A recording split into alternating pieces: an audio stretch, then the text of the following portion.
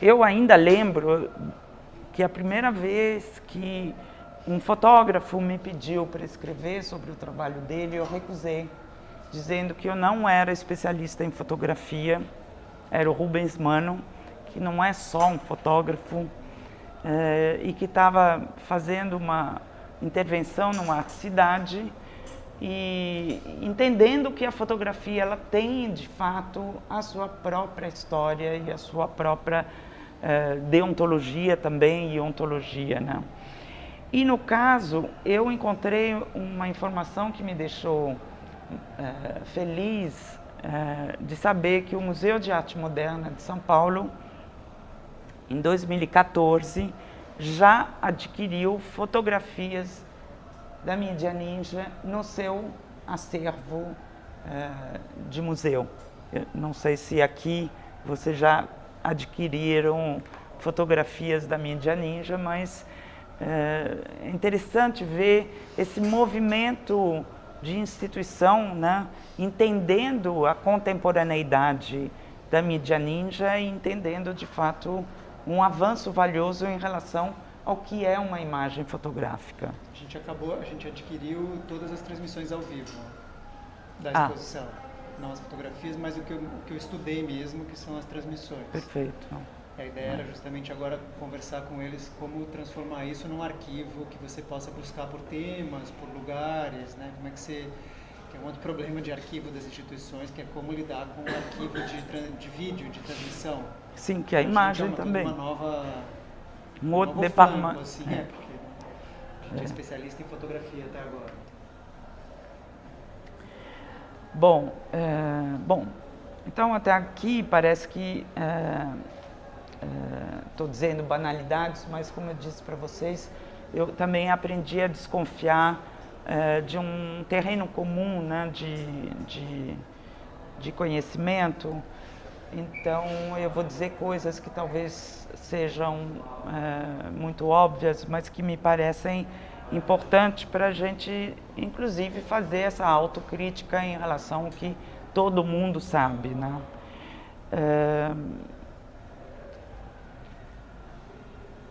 Bom, como o próprio Tiago disse antes, esse movimento, a mídia ninja, se torna notório a partir de 2013, quando a gente tem as manifestações e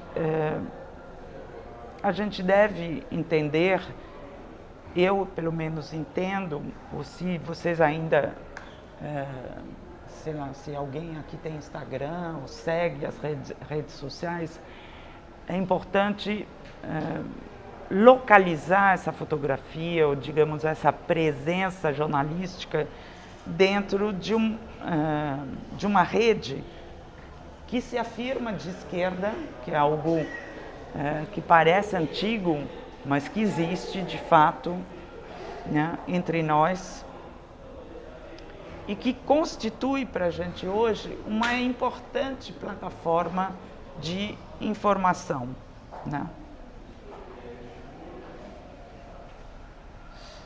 Eu também achava, antes de começar a me preparar para a fala de hoje, que o ninja vinha do ninja.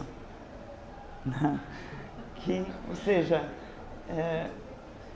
fulano deu uma de ninja, né? Foi rápido, né? E ali está também, acho que toda a sacação dessa marca, né, que eles conseguem lançar e que faz com que a gente não perceba que, além dessa criatividade no nome que constitui o ninja, ninja é narrativas independentes, jornalismo e ação, né? Antes de 2013, eles já haviam começado em 2011 por meio da POS-TV, que é uma mídia digital do circuito fora do eixo, e foram desenvolvendo tecnologias de comunicação além desse movimento social. Então, o embrião desse movimento a gente vai encontrar na Marcha da Maconha, na Marcha das Vadias, na Marcha da Liberdade, na luta contra a usina hidrelétrica de Belo Monte, e em 2012 também na cobertura da situação das aldeias Guarani Kaiowá, no Mato Grosso do Sul, né? Ivana Bentes, que é uma de suas, acho que mais contundentes teórica, eu a recebi na época no Parque Lage, a gente fez algumas coisas lá justamente com a mídia ninja, deu várias entrevistas sobre esse mídia ativismo, apontando na essência desse movimento a questão do humor e a questão do escracho, né, que teve origem em Buenos Aires nas primeiras coberturas que tinham um caráter mundano e que também, de alguma maneira, aqui se repetem com a elite carioca, né? É uma autoria coletiva e é também uma mídia que sabe e consegue produzir um estado de comoção e de mobilização. Uma outra fotógrafa que poderia estar presente aqui é a Marlene Bergamo. A coluna da Mônica Bergamo, quando muda, né, é que falando de escracho, achei interessante fazer à parte. Assim como a gente tem a Nan Goldin, ou tem alguns fotógrafos norte-americanos que acabam sendo melhor conhecidos do que, às vezes, nossos fotógrafos que atuam muito bem na mídia. E aqui eu também quero lembrar uma coisa super importante, que foi importante na minha formação. Uma vez eu recebi um fotógrafo francês que veio fazer aqui uma residência e que ficou um ano em São Paulo e que a gente conseguiu infiltrar um pouco no Hospital das Clínicas e que me fez o seguinte testemunho, me dizendo que achava justamente que a imprensa, a grande imprensa, tem uma capacidade, uma autonomia de publicar imagens de impacto que jamais passariam e seriam publicados num jornal de grande circulação na França ou na Europa. E a partir dessa observação que ele fez, bom, o Le Monde até pouco tempo atrás nem foto tinha, né? Era só traço, caricatura, quer dizer, a presença da fotografia junto com uma notícia, ela é tão explosiva que jornais mais tradicionais preferem, os jornais, digamos, mais clássicos, preferem não ter uma imagem, preferem esse artifício de trazer o cartoon, ou de, bom, claro, não sendo o Hebdo, como é que ele... não sendo o Charlie Hebdo. E essa questão, então,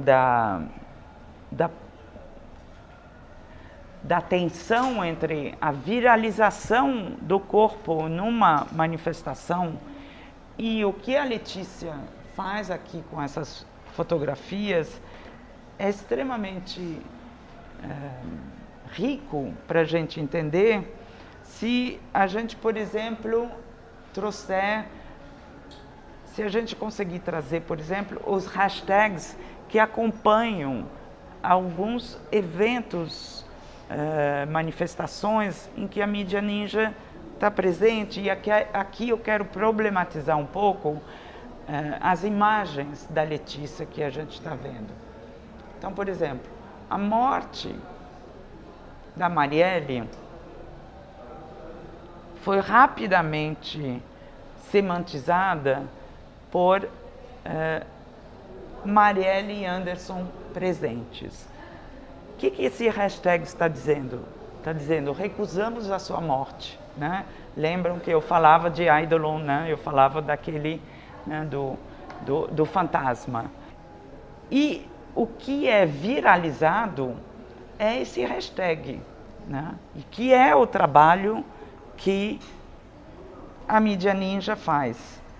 O que eu achei interessante nessa sala aqui e que me fez novamente ecoar então esse espectro e esse fantasma que o Barthes traz na definição da fotografia é que nós temos aqui corpos sendo agredidos, mas o que a fotógrafa faz é tornar essa imagem única e presente, em vez de virtual, né? Essa fatalidade, né? Que é uma fatalidade quando você a vê acontecendo né? Na projeção ou mesmo nesse momento de transmissão ao vivo. Aqui o trabalho, e ela se refere a esse trabalho como esculturas, é muito interessante. Na hora que a Letícia Ramos diz aqui, olha, eu vejo o meu trabalho como um trabalho de escultura, você tarda a entender isso, mas você só consegue, como tem um caráter enigmático de como é que essa figura é conseguida, né? A gente percebe então o caráter estético que está por trás, né, dessa imagem, de como ela consegue essa imagem, que é uma imagem que, afinal de contas, oscila entre a abstração, né, e a capacidade que a gente tem de poder encontrar o jato de água que incide sobre o corpo dos manifestantes, né, para poder dispersar a multidão. E há um grau de mistério, né, que permanece na elaboração dessa imagem e que me parece que faz da Letícia uma artista e não simplesmente uma cientista.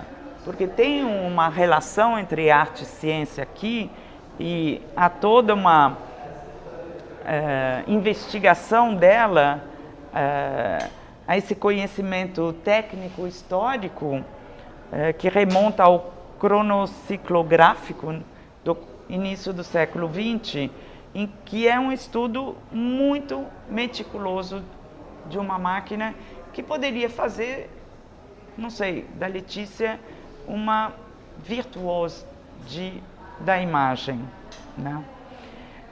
O Tiago, no texto, diz que essa representação desumaniza a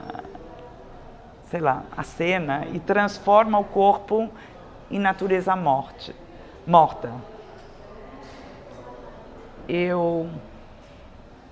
Mais uma pergunta do que uma afirmação.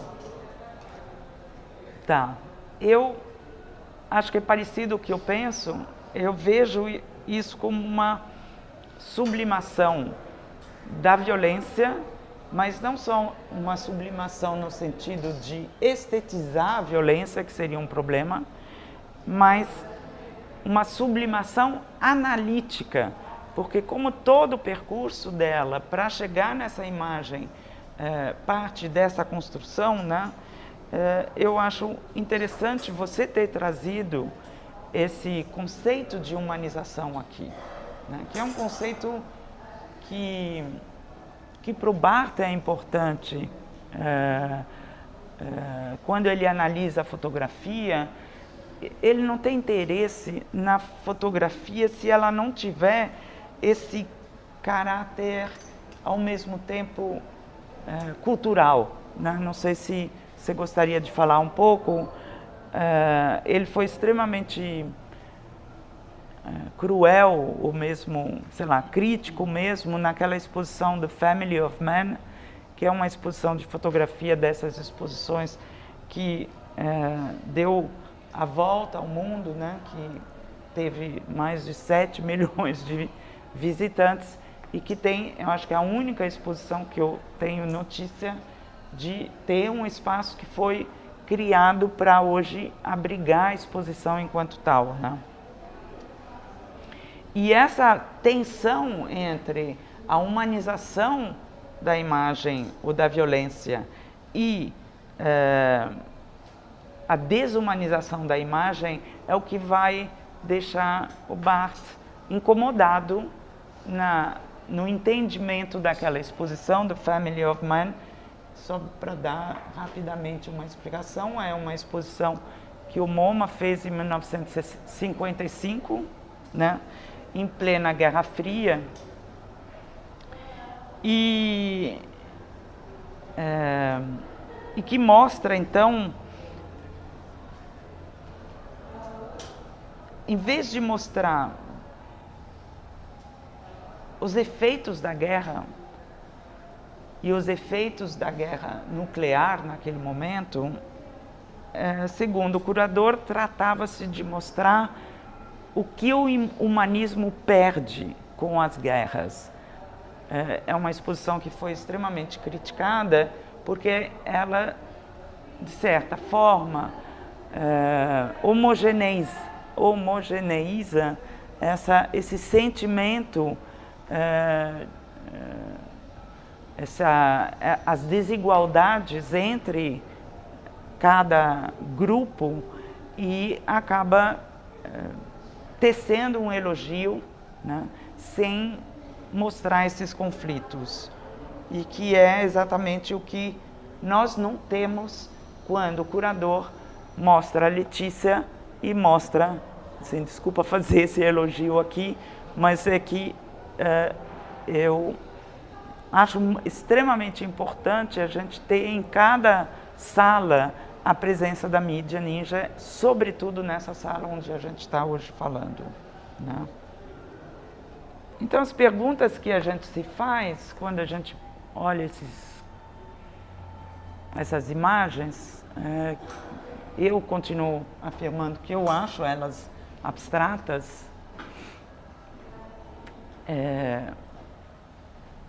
mas agora, sabendo então que são corpos atingidos por projéteis, né, por jatos de água,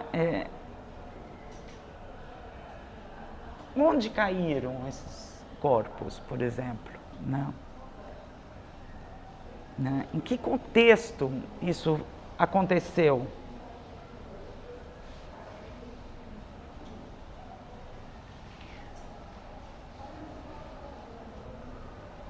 É quase uma fotografia futurista, em que, se não tivesse a presença desse monitor, você estaria quase que projetando 2001 Odisseia no espaço e meio que colocando esse corpo em contato, né, com uma dimensão espacial, né? É somente quando a curadoria, que é esse trabalho que a gente faz constantemente de colocar em fricção aquilo que não necessariamente parte da mesma origem, é que se cria um terceiro sentido.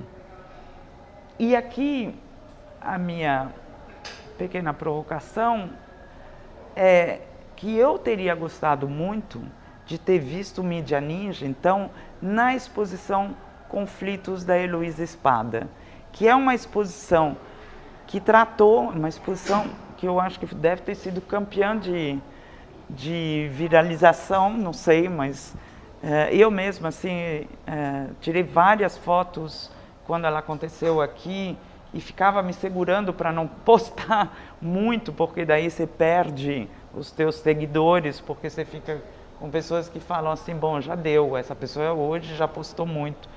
Mas o que é muito, muito interessante é pensar o que teria acontecido em termos de debate se aquelas imagens de conflito que param em 64 trazem uma mídia de esquerda que está dizendo, olha, nós temos hoje um conflito em que o corpo e o corpo a corpo continua e é tão violenta quanto ou mais. Né? O Zé Celso, eu não vou esquecer, deu um depoimento dizendo que nós estamos vivendo hoje uma violência maior do que a que ele viveu nos anos 60. Não. Quando você, então, lida com essa quantidade de imagens, né? Vocês certamente mais do que eu, ou do que a Paula e eu, porque a gente ainda é paquiderme, adoro essa expressão que eu vi aqui, né? Eu não vou mais esquecer.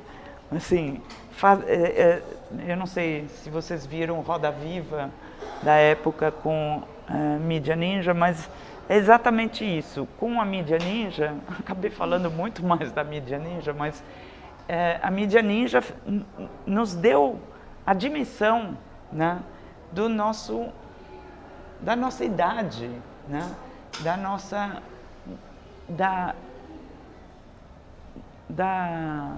da antiguidade do nosso jornalismo, das nossas máquinas de notícias. Né? Sim.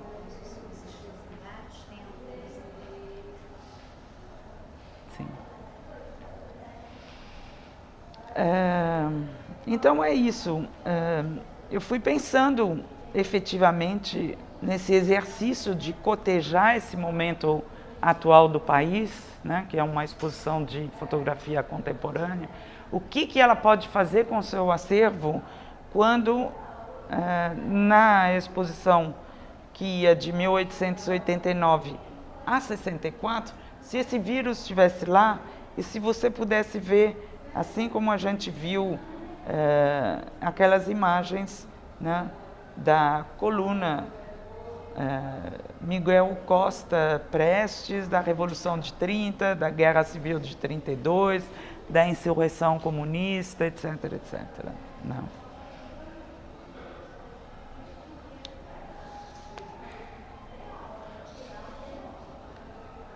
Então, para voltar ao que eu disse no começo, já tentando finalizar, a singularidade dessa exposição, para mim, é a colocação, mais do que dos outros, porque assim, dos outros artistas, que obviamente há sempre uma coisa arbitrária na seleção de artistas, né? Poderia ser esse, poderia ser aquilo.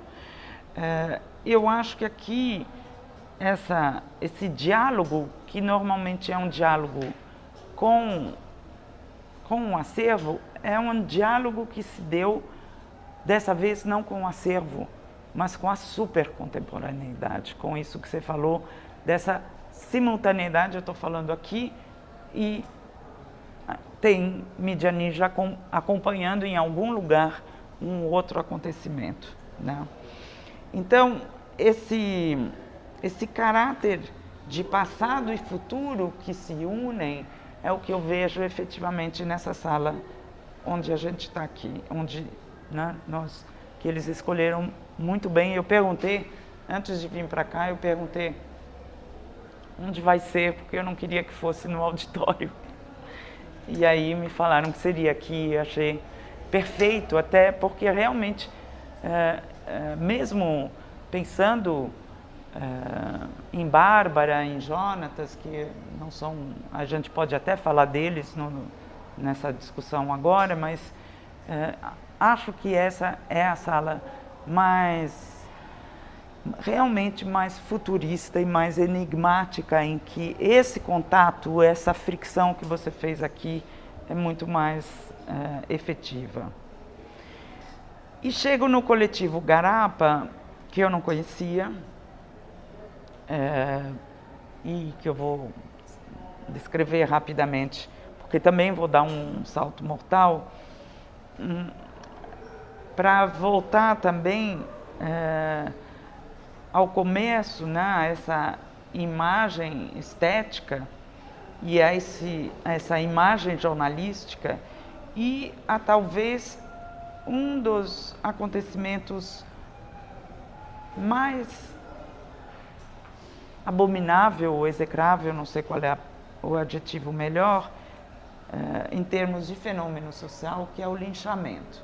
Então, o coletivo Garapa fez ali um livro reunindo postais a partir de registros publicados no YouTube, que também é uma mídia de comunicação, né?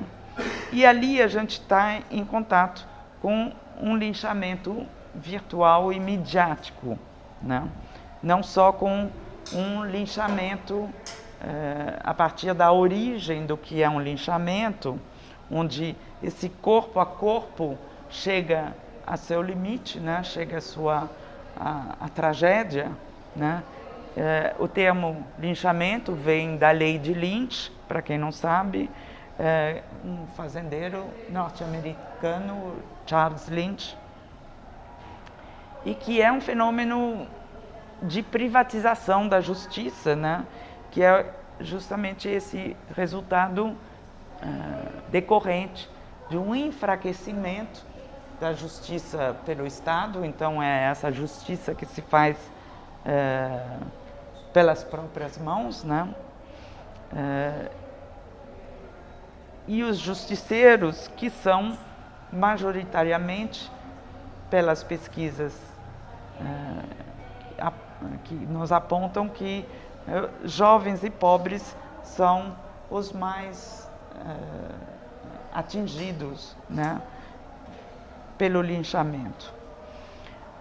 Tem uma cultura histórica de desrespeito aos direitos humanos que tem mobilizado um núcleo de estudos da violência da USP e que sustenta que justamente a tese do linchamento não trata de uma ação irracional.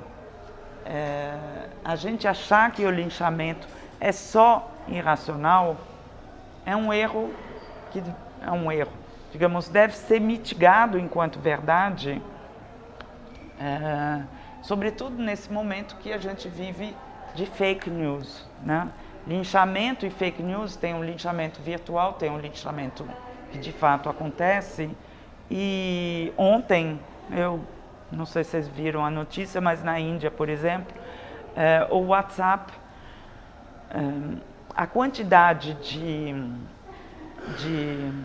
sabe quando você repassa de encaminhamento de uma mesma notícia, chegou a um limite, foi estipulado um limite para justamente diminuir a possibilidade de criação de fake news, acho bom, mas porque essa criação de fake news tem levado à morte de inocentes a partir de notícias de tráfico de crianças que não são tráficos de crianças, etc. e tal, né? Eu trouxe aqui alguns casos que me chocaram quando eu comecei a pensar o trabalho do Garapa, mas na verdade, porque minha voz está partindo, eu queria terminar, e depois a gente pode, nem sei se interessa falar de linchamentos propriamente, mas eu queria trazer um linchamento histórico, que é o de Flávio de Carvalho, que você pode dizer que foi linchado e não foi linchado. Aqui na experiência número 2, todo mundo conhece, não preciso contar o que acontece com Flávio. Então, em 1931, quando Flávio não tira o chapéu e coloca corpo a corpo, e daí com isso que eu termino, o corpo dele em relação ao corpo dos crentes, né, dos fiéis, ele andando contra a procissão, né, o que ele está interessado em fazer é uma análise emocional, né,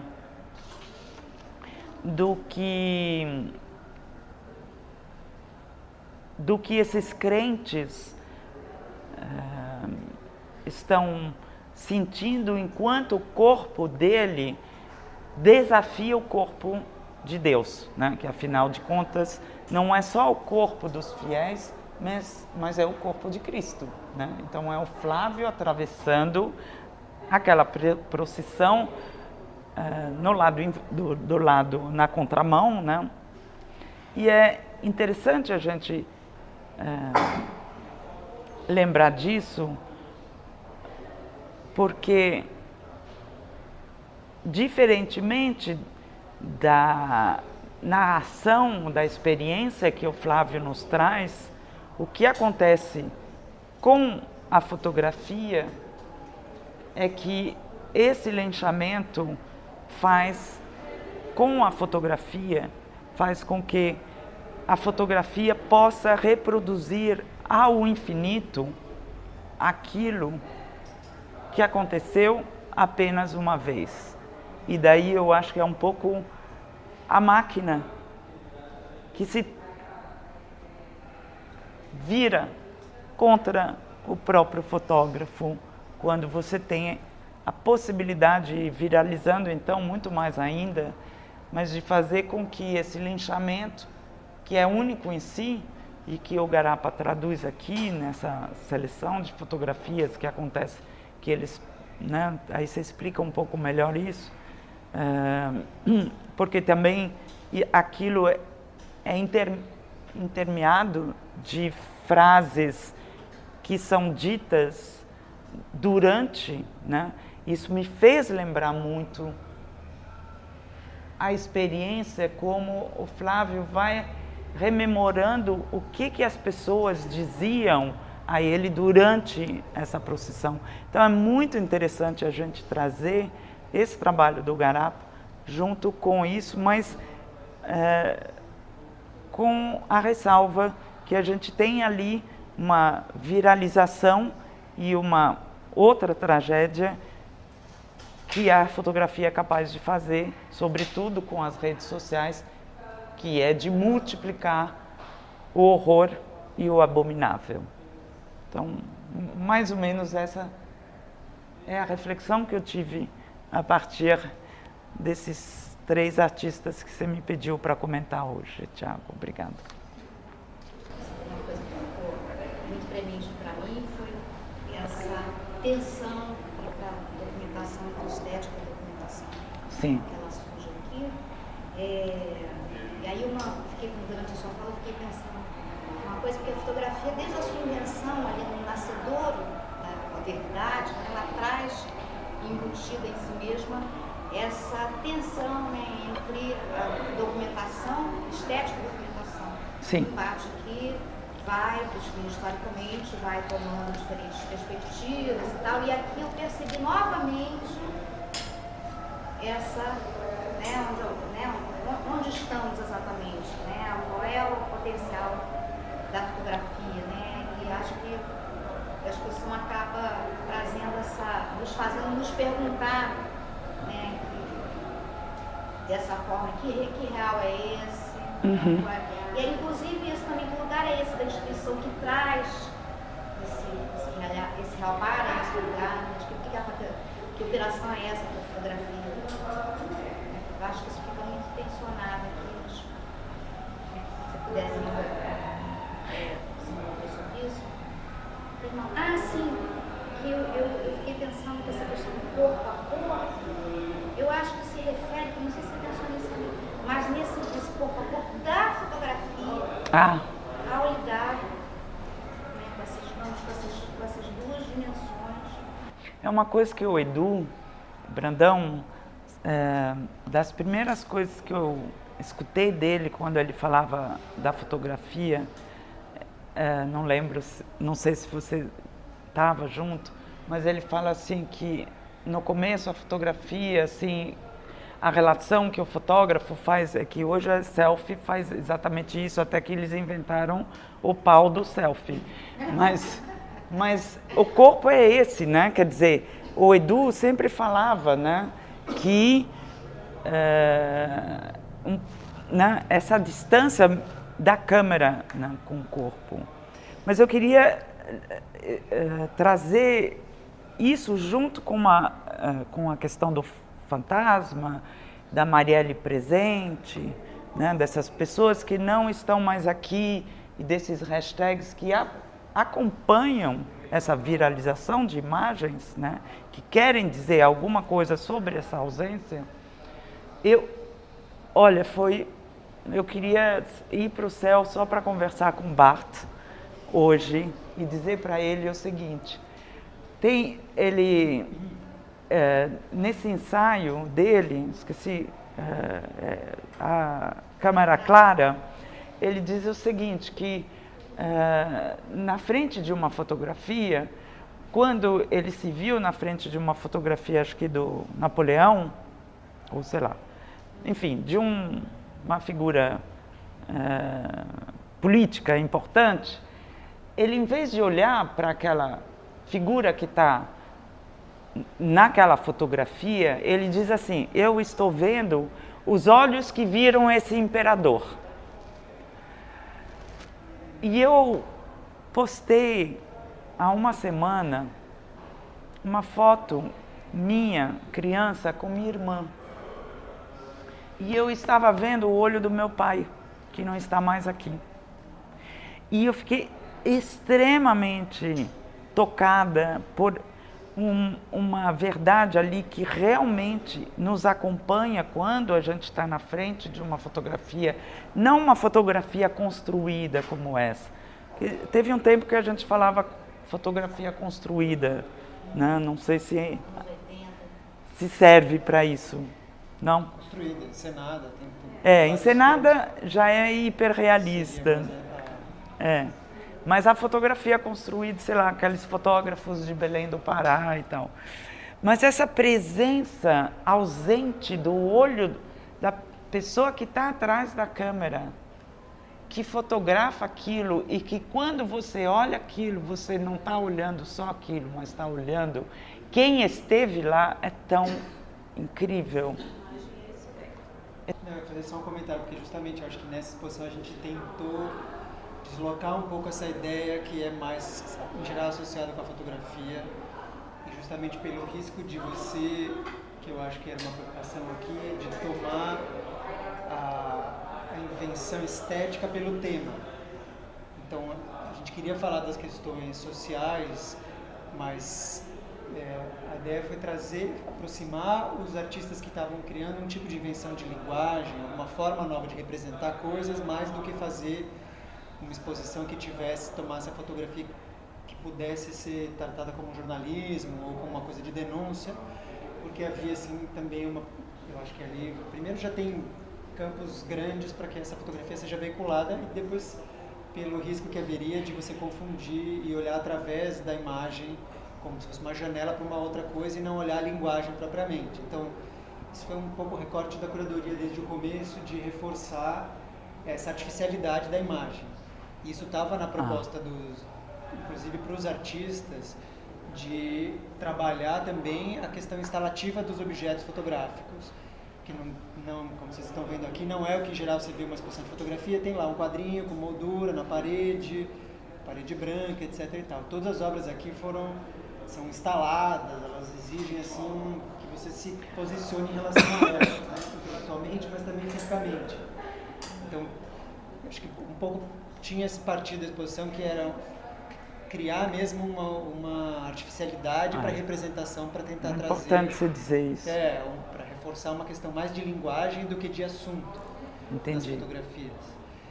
Depois, eu acho que também uma outra coisa que foi importante era que a gente tentou trabalhar com artistas que ainda não estavam totalmente consagrados, digamos, que não tinham exposições individuais, e que uma geração ainda abaixo dos 40 anos, que é uma geração que tem produzindo muito, que tem uma criatividade muito grande, mas que ainda não está totalmente consolidada, embora no meio do caminho a gente começou a trabalhar com a Sofia, vai para a Bienal, a Bárbara vai para a Bienal, o Jonatas, assim, nos últimos 2 anos que a gente vem trabalhando, esses artistas foram ganhando cada vez mais peso e vão ganhar merecidamente.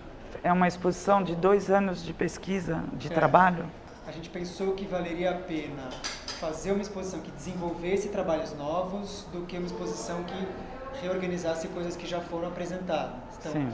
com o risco que você tem nisso, a ideia era Maravilhoso. pegar o dinheiro dessa exposição e o investimento e o esforço que a gente teria para a abertura do Instituto e falar, vamos dar isso na mão dos artistas e vamos Perfeito. fazer as coisas serem desenvolvidas e a gente, a partir da exposição, construir projetos novos.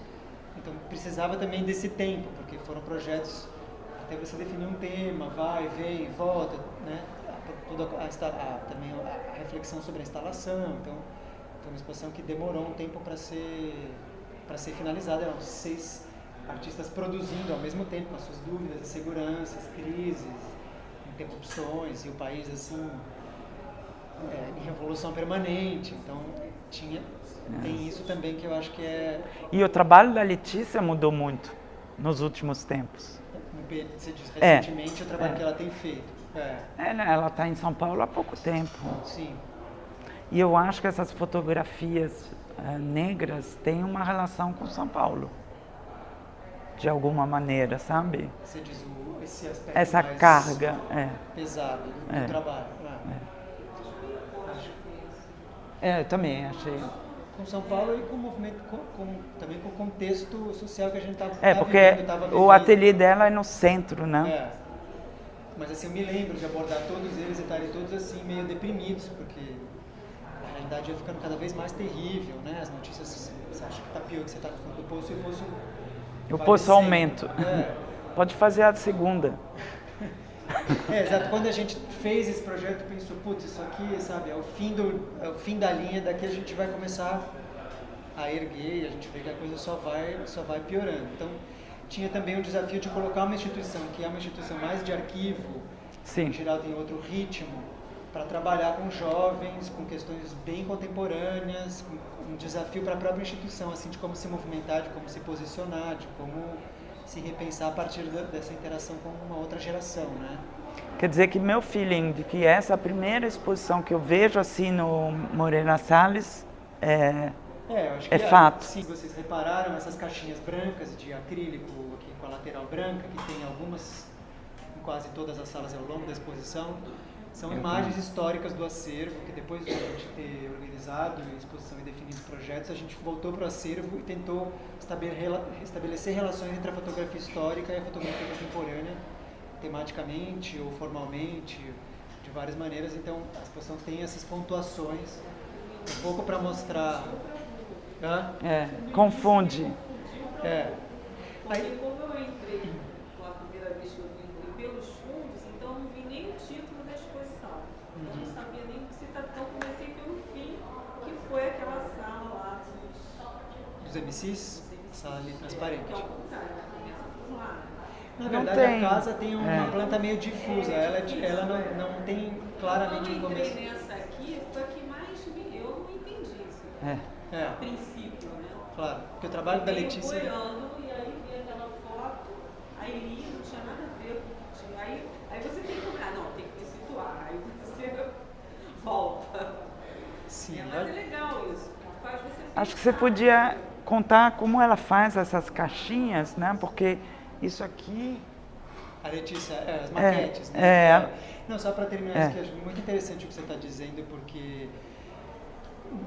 Durante a curadoria, eu pensei muito e a gente refletiu muito sobre como... O subtítulo da exposição é A Disputa das Imagens, né?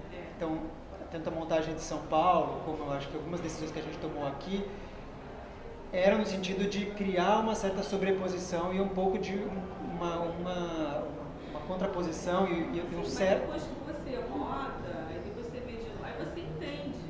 A ideia era... Porque assim, não está explicando, também nem precisa. Mas eu achei ótimo. Mas que faz você parar e voltar e pensar. Entendeu? Não deixa a pessoa só olhar e achar que está tudo ali, porque não está. Não. Você tem que refletir.